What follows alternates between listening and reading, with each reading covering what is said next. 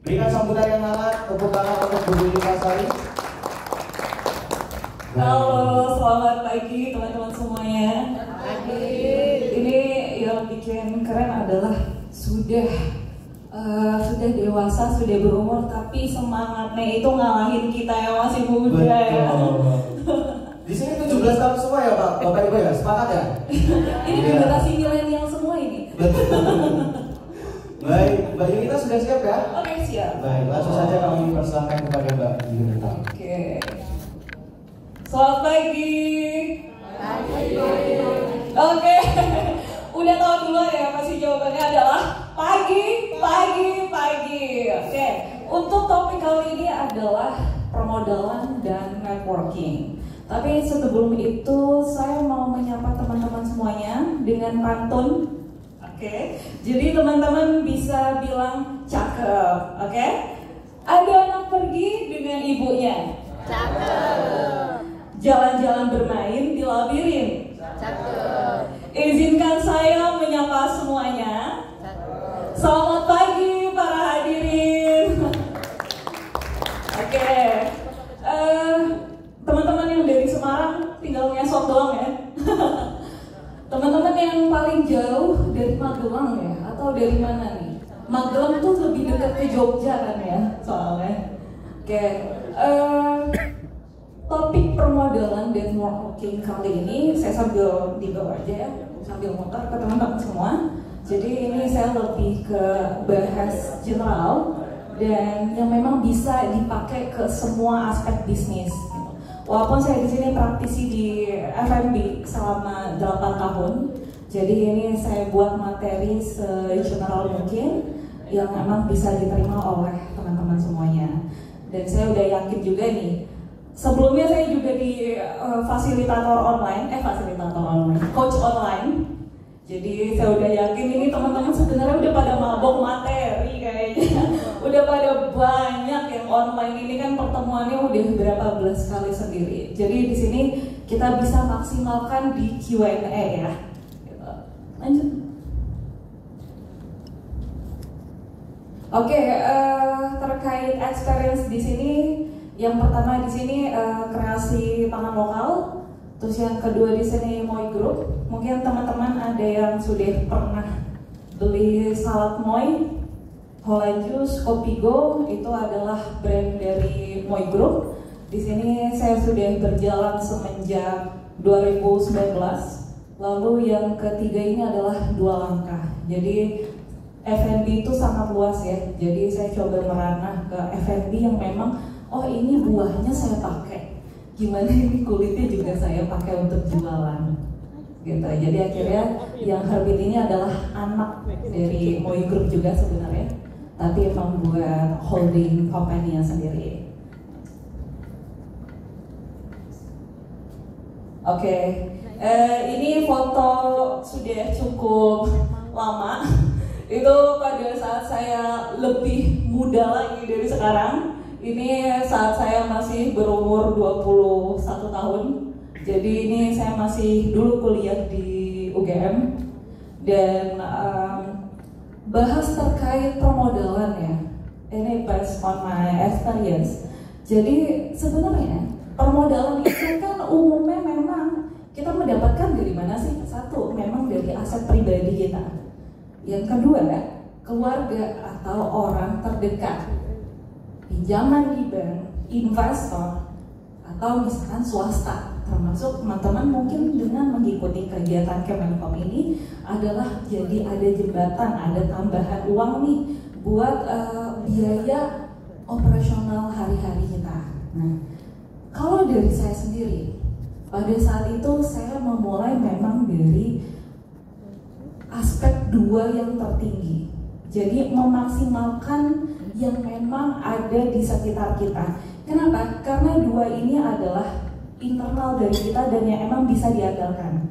Jadi saat itu saya memang memulai usaha dari aset pribadi. Jadi sebelum saya memulai Moi Group, Salad Moi, saat ini alhamdulillah Depok ini baru buka, jadi sekarang udah 60 cabang di Indonesia. Jadi awal mulanya adalah saya bekerja sebagai chef saat itu. Tapi sebelum itu, memang jadi pengusaha itu adalah yang paling mahal itu adalah investasi leher ke atas. Jadi sebelum itu, kayak dengan kita sebelum mau mulai usaha pun, kita kan kayak udah mikir kira-kira apa sih yang memang akan kita jual. Nah, saat itu saya menjual semuanya. Mungkin teman-teman kayak mendengar kayak ada istilah palu gada. Apa yang lu mau gue jual. Kayak itu udah mungkin ajaran dari keluarga saya, sampai jualan CD, jualan apa namanya? Kalau di warung sembako, semuanya saya jual. Dulu tuh zaman saya SMP, SMA itu udah mulai struggling menjual CD, kaset. Dulu kan mungkin ini kan teman-teman mungkin emang lebih atas dari saya, jadi pasti udah pernah merasakan kayak mau dengerin musik aja harus beli kaset.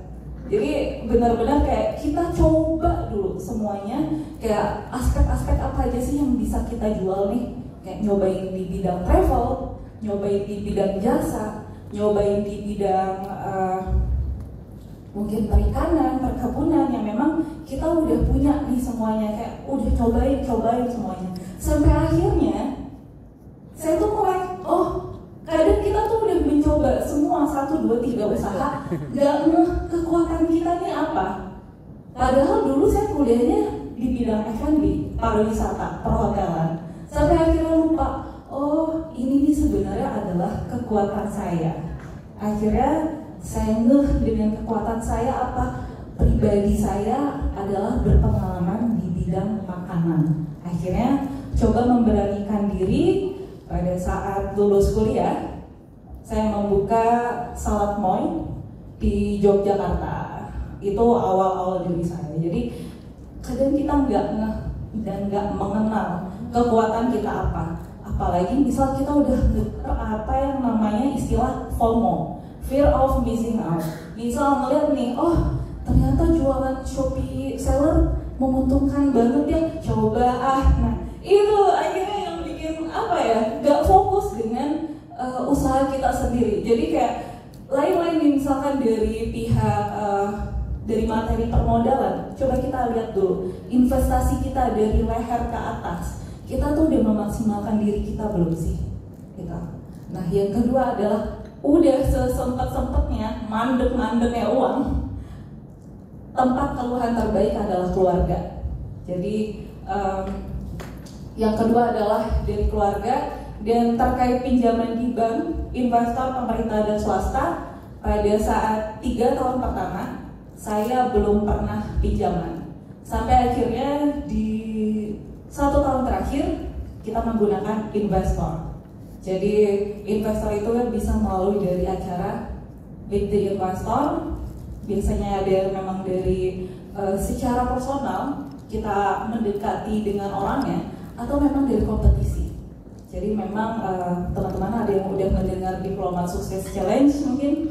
Nah itu saya salah satu yang memang mengikuti Diplomat Sukses Challenge. Walaupun nggak lolos, tapi ternyata dapat kenalan yang akhirnya mereka bisa invest ke perusahaan saya. Oke, lanjut. Nah, terkait permodalan, networking atau kemitraan. Kemitraan itu kalau misalkan di bahasa Inggris kurang lebihnya adalah sama. Networking dan kemitraan artinya sama-sama bermitra, berpartner, yang memang masalah kita UMKM, usaha sektor yang mau di aircraft, mau di pertanian adalah akses modal, akses pasar, pemasaran, apalagi ini aspek yang ketiga nih, akses kekuasaan. Kadang kita bener-bener kayak merasa minder bahwa ternyata orang yang punya kaitan orang dalam tuh ternyata lebih kuat ya. Nah itu kita benar-benar bagaimana sih memaksimalkannya dengan salah satu acara kita hari ini adalah Kemenkom. Kita memang tidak memiliki akses langsung ke kekuasaan, tapi dengan di sini kita akhirnya bisa saling berpartner satu dengan meja yang lainnya. Nanti belum lagi ada kepala Dinkop ya, itu juga bisa jadi wadah untuk teman-teman berkenalan. Jadi semuanya itu akan possible kalian percayakan dengan hukum alam yang memang ada sebutannya adalah law of attraction. Itu yang memang saya jalankan. Lalu akses informasi dan teknologi, akses pengetahuan dan keterampilan produksi manajemen. Ini semua adalah masalah koperasi, masalah UMKM yang memang sedang jadi masalah saat ini. Cuman dengan teman-teman semua di sini, Bapak Ibu aktif untuk bisa mengikuti acara Kemenkop, karena di sini kan 40 peserta yang berkurasi ya. Jadi saya yakin nih teman-teman semua adalah orang yang mau untuk berubah, mau untuk grow. Walaupun udah seberapa banyak teman-teman itu nontonin materi, mempelajari materi baik online atau offline, dengan teman-teman datang melangkah kaki ke sini, itu kita udah siap untuk bernetworking dan belajar sama-sama. Oke, tepuk tangan untuk kita semua. Nah, dari satu meja dan meja yang lainnya nih terkait kemitraan, udah ada yang bawa kartu nama belum untuk perkenalan? Siapa yang di sini yang bawa kartu nama? Nah, itu udah harus siap ya. Jadi kita perkenalan itu nggak cuma segi online yang memang memanfaatkan teknologi, tapi kartu nama itu tuh selalu jadi andalan ketika pengenalan offline. Mau kita dengan sesama partner ataupun itu dengan yang di atas kita. Jadi maksimalkan mungkin teman-teman di sini yang bawa kartu nama, silahkan tukeran semuanya ya.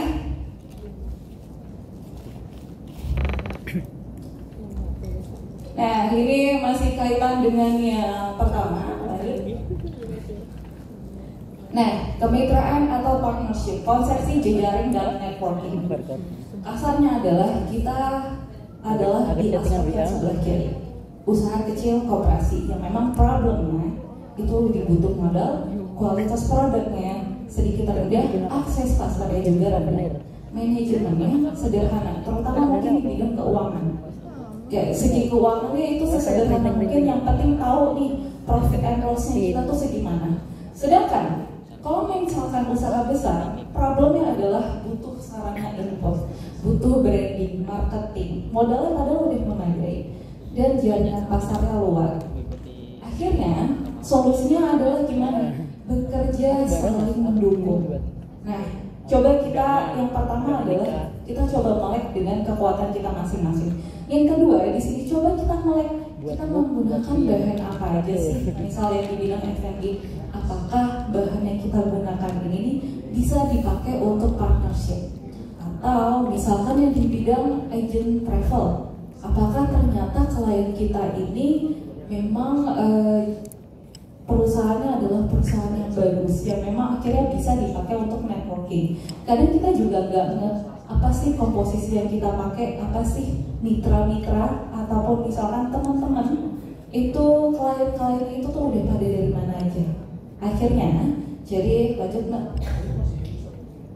Di sini saya menggunakan mayones itu berbahan dari Tropicana Slim. Kadang nggak di 1 tahun ke depan baru kan saya pakai Tropicana ya. Kenapa nggak coba dilihatkan aja branding Tropicananya? Nah, teman-teman yang di bidang F&B coba dilihat lagi komposisinya. Atau misalnya di bidang perkebunan, mana aja nih yang ibaratnya brandingnya mau dikaitin kerjasama dengan kelompok wanita tani. KWT kan sekarang lagi banyak banget ya yang emang kira-kira bisa dipakai untuk kerjasama. Ataupun misalkan dari desa wisata mana nih yang memang menjadi desa wisata terbaik di Indonesia, diajak lagi kerjasama. Akhirnya apa? Keuntungan partnership, kita jadi memperluas jaringan kita, menggabungkan sumber daya kita, dan bisa mengajak kerjasama. Misalkan contoh yang di sini adalah, oke, saya bekerja sama dengan Heavenly Blast. Terus yang kedua adalah bekerja sama dengan Tropicana Slim. Itu hal yang memang simple, sepele. Selama 1 tahun jalan baru nggak, oh ini yang bisa, ini adalah bahan yang saya pakai. Kenapa nggak dilihatin aja ke orang? Kalau ini adalah bahan kita yang berkualitas. Atau misal menggunakan bahan lokal. Sekarang trennya adalah di era sekarang orang locally proud. locally proud atau memang melek dengan kesehatan. Saking meleknya dengan kesehatan, orang jadi sangat menggurui. Kayak kasarnya ya, contoh ada bumil atau misalnya lagi pasi, kalau sudah jangan, nggak boleh minum susu ini, nggak boleh minum almond, bagusan keras, bagusan ini. Sebenarnya itu memang udah ada riset dari Stanford University, 5 tahun ke depan orang akan melek dengan kesehatan.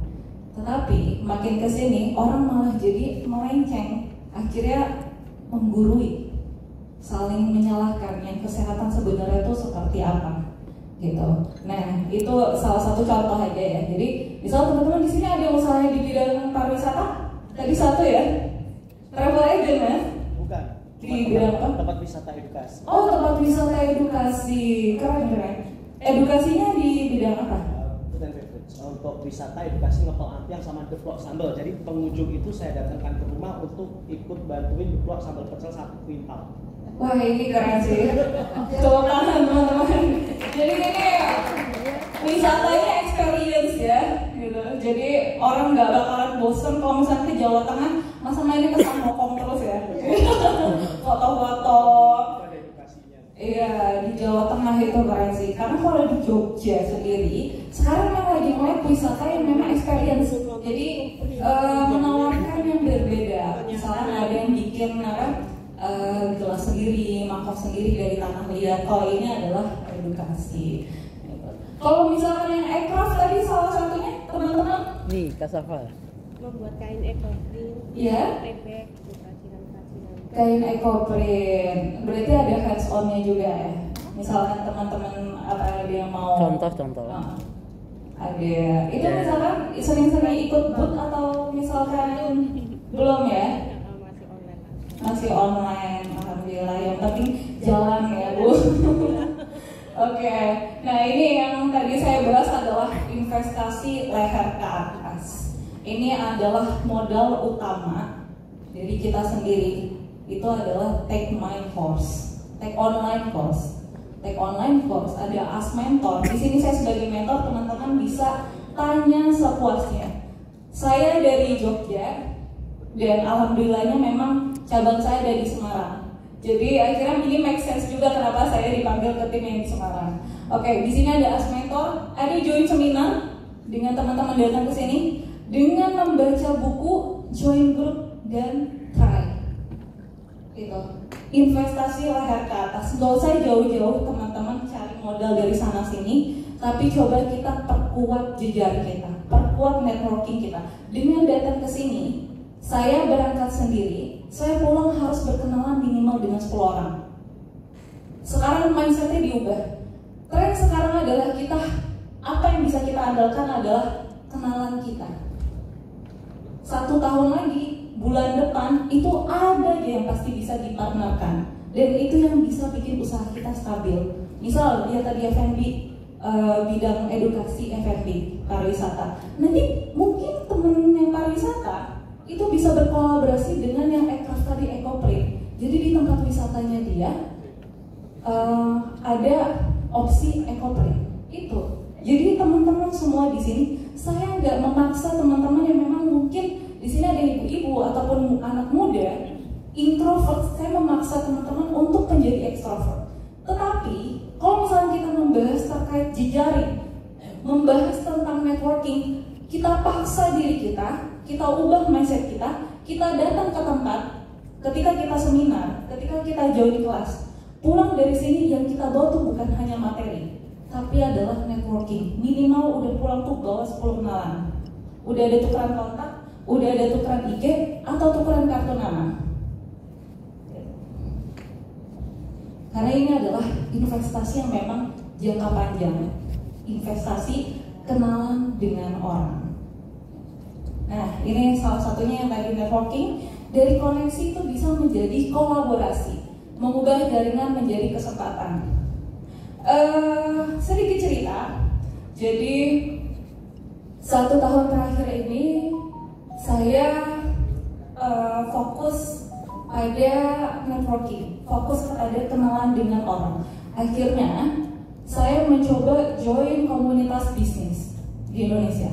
Ini ada salah satu contohnya, ada TDA, ada HIPMI, ada JCI, ada banyak yang lainnya. Itu ada komunitas You Business, komunitas Her Action, komunitas Global Entrepreneurship Program, dan mungkin ini akan jadi komunitas juga nanti, komunitas peserta komunitas peserta Kemenko, seperti itu. Jadi di sini teman-teman datang bangun jejaring yang kuat. Salah satu contohnya selain dari sini adalah dari komunitas. Kenapa? Kalau dari komunitasnya obrolannya itu saling sharing bisnis, saling curhat. Akhirnya kita jadi ada teman. Saya yakin yang lebih tua dari saya masih muda, makin kesini adalah kalau ngobrol soal gosip, kalau ngobrol ketemu teman, sharing-sharing, misalkan cuma ngomongin orang, ngomongin tren apa, misalkan cewek-cewek biasanya ya, kayak lagi ngomongin apa, ini tahu nggak info Loli, kayak gitu. Contoh, atau tahu nggak info Nikita Mirzani? Itu tuh ngerasa kayak wasting time. Saya sendiri aja yang masih muda, kalau misalnya buat kumpul sama orang untuk membahas hal-hal yang seperti itu kayak enggak. Better saya mengeluarkan waktu saya untuk nongkrong, rasanya kayak nongkrong, tapi yang dibahas adalah bisnis. Jadi yang saya sarankan di sini, misal teman-teman mau misalkan kumpul, ngopi bareng, networking, itu bisa join dengan komunitas. Gak harus misalkan komunitas di antara sini, atau mungkin ternyata ada komunitas sendiri nih yang memang ini contohnya adalah yang memang dari Google. Jadi saya coba screenshot aja. Ini ada contoh-contohnya. Itu join entrepreneur group, network with other professional. Jadi kita building strong network dan itu akan membuka opportunity kita. Fun fact-nya, ketika saya join salah satu komunitas di sini, akhirnya saya bisa kenalan sama bisnis-bisnis yang lainnya. Ada yang bisnisnya nanti macam-macam, ada yang di bidang hukum, ada yang di bidang legalitas dan hukum, ada yang memang di bidang pertanian. Akhirnya itu tuh bisa jadi saling sharing dan belajar. Kaitan lagi ke belakang, investasi leher ke atas. Kita misalkan usaha di bidang F&B, saya nggak melulu belajar soal F&B. Kita sebagai pemilik usaha nggak usah mandek belajar tentang usaha yang memang kaitan dengan itu. Kerjaan kita sebagai CEO adalah, sebagai pemilik adalah bukan chief everything officer, tapi kerjaan kita adalah networking. Kita buka jejaring ke teman-teman semuanya di sini, dan berkenalan semuanya, saling sharing. Itu fokus kita adalah belajar. Udah dapat ilmunya nih, kita pulang, kita kembali lagi bekerja, kita bikin jam kerja kita sendiri. Kalau saya di sini adalah saya membuat jam kerja saya sendiri, 9 to 5, seperti karyawan saya sendiri. Jadi misal dalam seminggu saya hanya datang ke kantor itu 3 kali. Saya datang ke tempat CK ataupun produksi itu 2 kali atau 1 kali. Jadi jangan melulu kayak apa ya, mengandalkan titel CEO yang chief everything officer. Kita bisa mengandalkan tim yang ada di lapangan, kita serahkan untuk kerjaan-kerjaan operasionalnya, dan kerjaan utama kita apa? Networking. Itu networking dan belajar. Itu kerjaan kita sebagai CEO. Nah, selain networking, untuk yang anak muda, mungkin teman-teman di sini ada yang udah menggunakan aplikasi LinkedIn, ada yang udah?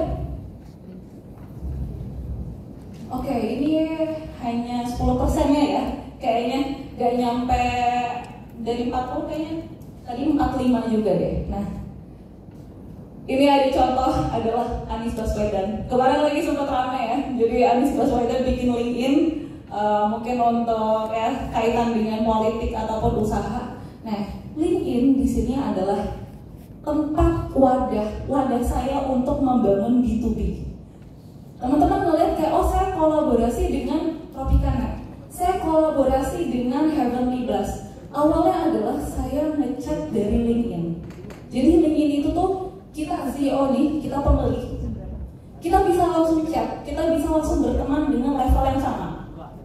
Kalau misalnya kita udah connect, itu bisa kita chat untuk berkolaborasi. Jadi di sini ada riset 40% pemasar B2B setuju bahwa LinkedIn adalah saluran yang paling efektif untuk mendorong prospek berkualitas tinggi. Jadi misalnya teman-teman mau yang usahanya di fashion, usahanya di travel, usahanya di bidang aircraft, itu bisa saling berkoneksi satu sama lain. Atau itu akan tinggi possible ya. Misal teman-teman kayak ada usaha batik yang paling terkenal di Indonesia apa ya? Mungkin teman-teman ada yang tahu? Di Solo? Pekalongan. Batik Pekalongan. Atau misalkan tempat wisata apa nih yang terkenal di Solo atau di Semarang? Lawang Sewu. Nah, let's say Selosia. Kota Lama ya. Nah, let's say Kota Lama itu mempunyai manajemen untuk tempat wisatanya. Jadi di situ kelihatan siapa aja nih stafnya Lawang Sewu, siapa aja nih stafnya Kota Lama, siapa nih marketingnya Kota Lama. Di situ kelihatan semua.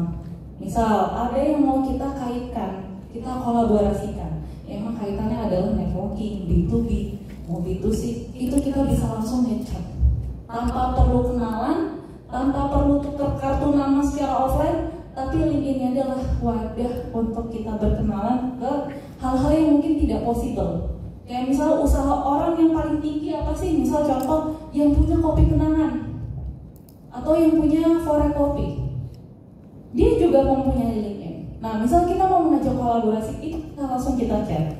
Ini adalah kekuatan aplikasi LinkedIn. Dari 40 peserta tadi kehitung 5 orang yang memang mempunyai aplikasi LinkedIn. Di sini saya sarankan selain teman-teman pulang dari sini membawa kenalan 10 orang, tetapi di sini coba download aplikasi LinkedIn. Jadi ya bisa. Jadi aplikasi LinkedIn ini apa aja sih? Tempatnya membuka lowongan kerja. Teman-teman yang memang udah ke depannya nih usahanya mau di-share info misalkan ke Instagram, info lokal, di sini info share-nya ke LinkedIn. Employee branding, memudahkan menyeleksi karyawan. Nah, di sini yang kaitannya dengan bisnis kita adalah memudahkan untuk B2B dan B2C. Nah kalau misalnya ingin maju ya kita ber-networking. Kalau tadi versi offline dengan kita datang ke sini, dengan kita tukeran kartu nama, itu adalah versi online-nya. Kita kenalan dari aplikasi LinkedIn. Nah, terkait art of influencing ya, jadi untuk permodalan dan networking itu kan nggak jauh dari influencing people. Kalau misalnya kita mau kenal sama orang, ini kaitannya adalah dengan materi yang kedua nanti, pitching. Jadi ada pitching yang memang orang to the point langsung nyamperin, bukan dari presentasi atau misalnya dari kompetisi. Misal ini orang tahu nih lagi ada acara seminar, datang. Contoh yang datang seminar itu adalah yang punya Forek Coffee. Terus yaudah akhirnya saya sebagai peserta, mereka selesai seminar langsung saya datangin. Itu ada yang seperti itu diperbolehkan. Nah, ini kekuatan dari art of influencing. Sebelum kita berkenalan dengan orang, sebelum kita untuk menjalin jejaring, kita harus mengetahui know your audience. Jadi nggak cuma segi aspek bisnis, tapi kayak kita ketahui apa aja sih masalah yang mereka miliki, apa sih yang menjadi menarik minat mereka sebelum kita ajak kolaborasi. Jadi apa? Biar nyambung obrolannya, nggak yang langsung to the point. Jadi kayak saya harus akhirnya nanti kayak, kenalin saya Yunita, saya bidang F&B, saya usahanya ini, kan nggak natural ya. Jadi biasanya orang langsung kayak lebih ke apa sih yang menjadi minat kita ketahui terlebih dahulu. Nah, ini be clear and concise, dengar secara aktif, yang memang art of influencing di sini, komunikasi bisnis di sini kaitannya tidak hanya untuk diri kita sendiri, tidak hanya untuk kita berkenalan, tetapi ini juga dipakai untuk pitching. Jadi lanjut. Nah, gunakan visual yang baik. Teman-teman, ini saya contoh ya. Mbak ini siapa namanya? Ya, Dewi. Oke. Gunakan visual yang baik. Visual, silahkan berdiri Mbak. Visual Mbak Dewi ini udah cukup baik. Jadi Jadi Mbak Dewi ini sudah menggunakan grooming yang oke.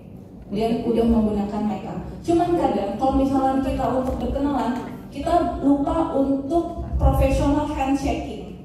Jadi misalnya kita mau berkenalan dengan orang, memulai misalkan untuk pitching atau misalkan sekedar kenalan aja, kita networking satu sama lain. Kita misalnya mau handshaking di sini, kalau enggak, itu tuh kayak biasa. Tapi misalkan kita menggunakan professional handshaking dengan senyum kita, nggak cuma untuk aspek bisnis ya, tapi ini adalah aspek psikologis influencing people. Saya kira sambil menundukkan badan kayak, halo Beb. Nah, pasti yang menerimanya adalah ada energi positifnya, gitu. Apalagi misalnya mungkin ada yang bapak-bapak atau apa, biasanya kok ya silakan dulu. Kan biasanya seru ya kayak halo kayak apa gitu misalkan. Kalau misalnya sama-sama senyum, atau misalnya lawan ini nggak senyum, kita senyum, itu akan mengalir energinya. Jadi untuk kita melakukan energi, ya medianya udah sangat tidak tepat dengan menggunakan visual yang baik. Kita udah pakai parfum, kita udah pakai deodoran, visual kita udah pede dengan diri kita sendiri. Akhirnya mau misalkan kenalan juga oke. Ya tinggal halo, kita handshaking, saya di bidang ini, salam kenal. Seperti itu. Oke, hormati dan profesional, itu yang kaitan tadi, professional handshake or group discussion. Dan yang ketujuh di sini adalah manfaatkan waktu dengan baik. Biasanya orang misalkan memanfaatkan waktu networking dengan baik adalah di jam makan siang, atau misalkan di jam isoma. Biasanya di jam-jam istirahat itu kayak ngintil, kenalan satu sama lain seperti itu. Jadi time manajemennya adalah kita pastikan gak bertele-tele, tepat waktu dan sampaikan informasi yang akurat. Nah, ada yang tahu maksud saya di sini apa? Oke. Tahukah kamu berapa harga ginjal? Di sini harga ginjal sendiri 2,7 M. Sampai komen-komen itu ada yang tulisan jual ginjal, buka usaha, terus sukses dan usaha lancar, beli lagi ginjal, kan balik modal. Yang kayak gitu, cuman kita lihat di sini. Paru-paru sekian, ginjal sekian, hati. Ini info dari IDN Times yang saya screenshot. Sampai darah aja, misal donor darah kita sukarela, itu tuh dibeli juga sebenarnya. Nah, kita harus melek dengan biaya organ tubuh kita sendiri. Next, Mbak. Nah, sebagai penutup, jadi modal terbesar dalam bisnis itu bukan cuma uang, melainkan tubuh kita yang sehat. Jadi misalnya dengan kesehatan, segala peluang tuh bisa dijalankan. Jadi kita harus bersyukur sama diri kita sendiri. Apa yang menjadi kekuatan kita sehat. Ya udah, kita pakai energi kita untuk belajar. Setelah belajar, akhirnya kita bisa muncul semua ide-ide itu. Oke, sekian dari saya. Jangan bosan nanti ketemu sampai malam ya. Sebagai penutup, wassalamualaikum warahmatullahi wabarakatuh. Waalaikumsalam warahmatullahi wabarakatuh.